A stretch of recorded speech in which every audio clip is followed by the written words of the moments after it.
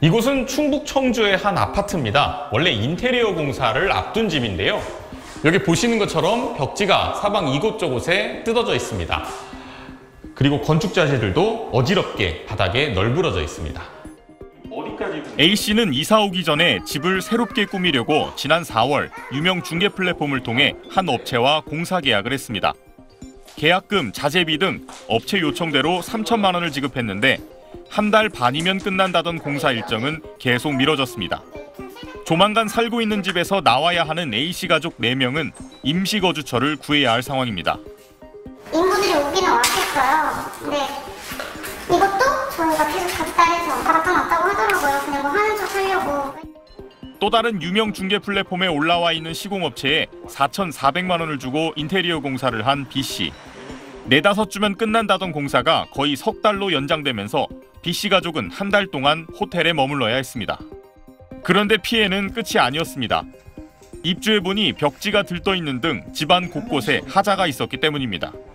B씨가 항의하자 시공업체 측은 만남을 피했습니다.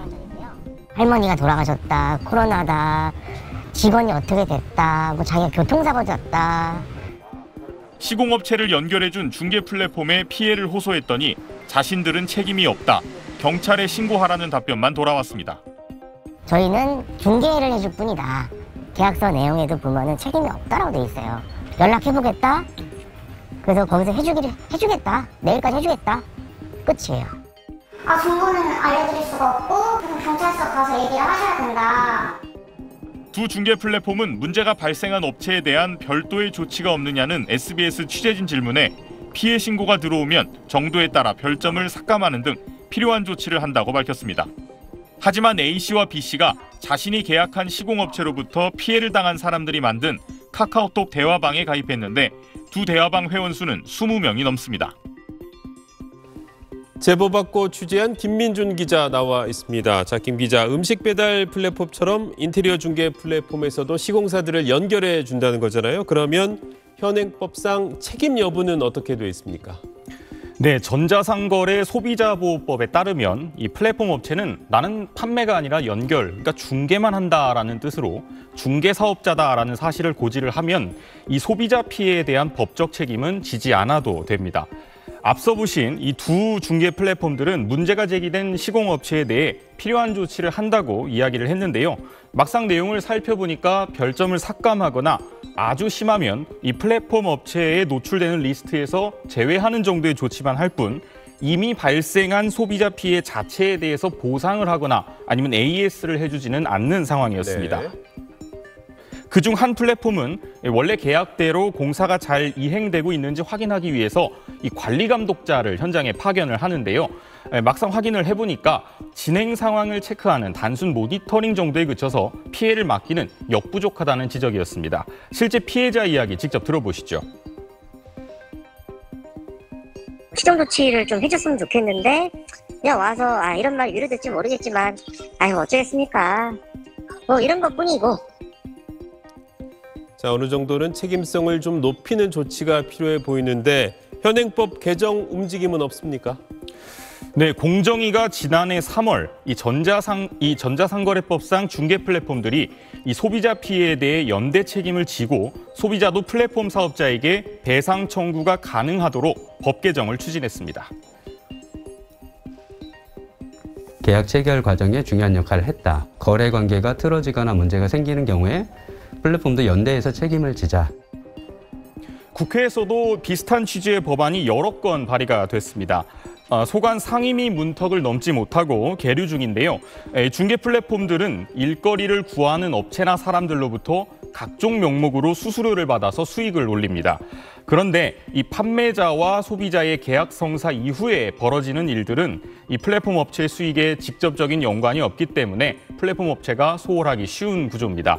소비자들이 플랫폼 업체를 믿고 거래하는 만큼 소비자 피해를 줄이기 위해 플랫폼 업체의 책임을 강화하는 방안이 더욱 필요해 보입니다. 네, 꼼꼼한 취재 잘 들었습니다. 경기도 포천에 사는 A씨는 지난해 인테리어 중개 플랫폼 오늘의 집에서 리모델링 업체를 찾아 계약했습니다. 계약 금액은 6천만 원. 편리하고 믿을 수 있고 해가지고 다 인증된 업체라고 이렇게 여기 나와 있더라고요. 별점도 좋았고 리뷰가 안 좋은 리뷰가 전혀 없었어요. 그런데 잔금을 모두 치른 후 문제가 발생했습니다. 작업이 다 끝나지 않았는데 해당 업체는 약속된 금액 외에 계속 추가 비용을 요구했습니다. 본사까지 찾아가 분쟁 조정을 요청했지만 결국 돌아온 건 해줄 수 있는 게 없다는 답변이었습니다. 그러니까 되게 거기에 벌벌 거리는 느낌이랄까? 너무 괘씸하고 진짜 화가 많이 나서 잠 못 이룬 날들이 좀 많죠. 거실 안으로 외부 바람이 들어오고 바닥 콘크리트가 그대로 드러난 이 집도 비슷한 분쟁을 겪었습니다. 검증이 된 업체를 어느 정도 필터링이 된 상태에서 선정을 해줘야지 그 이후에 일어나는 일들에 대해서는 지금 전혀 무책임한 반응이고요. 플랫폼 측은 분쟁을 적극 중재하려고 노력했고 문제가 된 업체들은 모두 퇴출한 상태라고 해명했습니다. 또 다른 플랫폼 집닥을 이용한 한 소비자도 분쟁 해결을 위한 플랫폼 업체 도움을 받지 못했다고 주장했습니다. 집닥에 믿고 의뢰했는데 콜센터로 제가 전화를 하면 전화가 안 돼요. 잔금을 빨리 안 준다고 현관문을 아예 떴다고 그러더라고요. 플랫폼 이용자가 급증하면서 관련 인테리어 분쟁 민원은 최근 5년간 1,500여 건이나 발생해 계속 증가하는 추세인데 실효성 있는 소비자 보호 조치는 마련되지 않고 있습니다. 네, 이 내용 취재한 제이연 기자 나와 있습니다. 인테리어라는 게 돈도 많이 들고 또 한 번 하면 계속 봐야 하는 공간이라서 신경을 쓸 수밖에 없는데 굉장히 좀 보니까 피해가 많네요. 문제가 왜 가장 큰 겁니까? 네, 플랫폼이 공사 업체를 검증하는 절차나 정책이 사실상 없다는 게 가장 큰 문제입니다. 네. 그러니까 대표적으로 무자격 공사 업체가 걸러지지 않고 있는 건데요. 그러니까 계약 금액이 1,500만 원을 넘는 실내 공사는 전문 건설업 면허가 있어야지 가능한데 최근 공사 수요는 늘면서 상대적으로 면허 가진 업체를 찾는 게 쉽지가 않습니다. 그러다 보니까 무면허 중소업체들이 일단 저가로 계약을 따낸 다음 부실 공사를 하는 경우가 늘고 있는 겁니다. 그러니까 소비자들 입장에서는 어디가 좋은지 잘 모르니까 그래도 유명 플랫폼을 믿고 업체를 정한 건데 근데 문제가 생기고 나면 정작 이런 플랫폼들은 책임을 지지 않는 겁니까? 네, 그러니까 플랫폼의 수익 구조 자체가 고객이 아니라 인테리어 업체로부터 얻는 구조입니다. 그러니까 인테리어 업자가 소비자한테 견적서를 한번 보내려면 돈을 내야 되고 또 앱에서 우선 노출해주면 그 광고 수익을 걷어가는 식입니다. 그러니까 자연히 소비자 피해 구제에는 소극적인 거고요. 그러니까 플랫폼들은 관에 피해에 책임지지 않고 또 분쟁 해결도 거래 당사자 간에 해야 한다고 못 박아둔 경우가 많습니다. 그러니까 연결만 해주고 나 몰라라 하겠다는 건데 이 플랫폼의 자율 규제를 강화하겠다는 정책 방향과도 동떨어져 있습니다. 지금도 인테리어 고민하고 있는 집이 많을 텐데 그럼 어떻게 하면 피해를 막을 수 있을지 끝으로 좀 설명해 주시죠. 우선 계약서와 견적서를 최대한 상세하게 받아둬야 합니다. 네. 그러니까 단순히 욕실, 거실 이런 식으로 구분하는 게 아니고 어디 얼마까지 시공이 됐을 때 완공이다 이 기준을 서로 상의해서 적어두는 게 필요합니다. 또 잔금 치르는 날에는 각각 어떤 공정이 정확히 마무리돼야 한다고 명확히 해두는 게 중요합니다. 네, 알겠습니다. 지금까지 경제부 제이연 기자였습니다.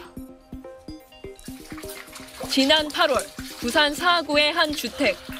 폭우가 쏟아지자 집안 곳곳에 물이 새기 시작합니다. 1억 원을 들여 인테리어를 한 지 석 달밖에 안 됐을 때인데 지금도 A씨는 주방에 비닐을 덧댄 채 살고 있습니다. 너무 황당하시죠? 저는 진짜 처음에 집에 들어왔을 때 웃음밖에 안 나더라고. 제가 여기가 무슨 고기 풀어놔도 살 만큼 그렇게 물이 찼었거든요. 문에도 문제가 생겼는데 여닫기조차 어렵습니다.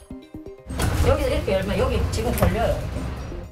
테라스도 여기저기 솟아오르고 부서져 신발을 신지 않으면 나갈 수도 없습니다. 시골집이에요. 그러니까 사람이 기가 막히죠.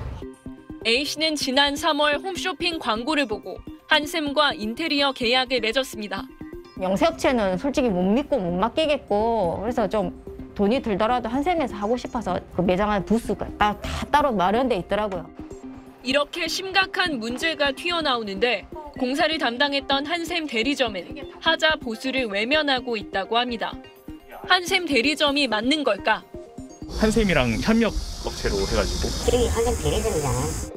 하지만 이 대리점 1,500만 원 이상의 인테리어 공사를 하려면 반드시 갖춰야 하는 실내 건축업 면허조차 없었습니다. 그 실내 건축 그 사업 제가 뒤져보니까 그게 안 나와가지고 상호명이요. 그래서 우리가 본사를 같이 하고 있잖아요. 근데 이거 원래 인테리어 시공하는 데서 내야 되는 거예요. 그거 안 하면 불법. 형이 동네 장소리 다. 그 불법인 맞긴 하거든요. 불법이다. 불법 맞아. 한샘 측은 자사 가구 제품이나 직접 시공한 경우에 대해서만 책임을 지고 있다고 밝히고 있습니다. 한샘에서 책임질 수 있는 거는 이런 싱크대, 바닥, 뭐 이런 자재 같은 거, 문, 창틀 이런 거에 대한 AS만 가능하지 이거 천장은 저희하고 상관이 없는데 이렇게 말씀하시는 거예요. 그래서 견적 서류에도 한샘 이름이 버젓이 적혀 있는 상황. 피해자는 누구에게 책임을 물어야 할지 막막합니다. SBS 하정현입니다.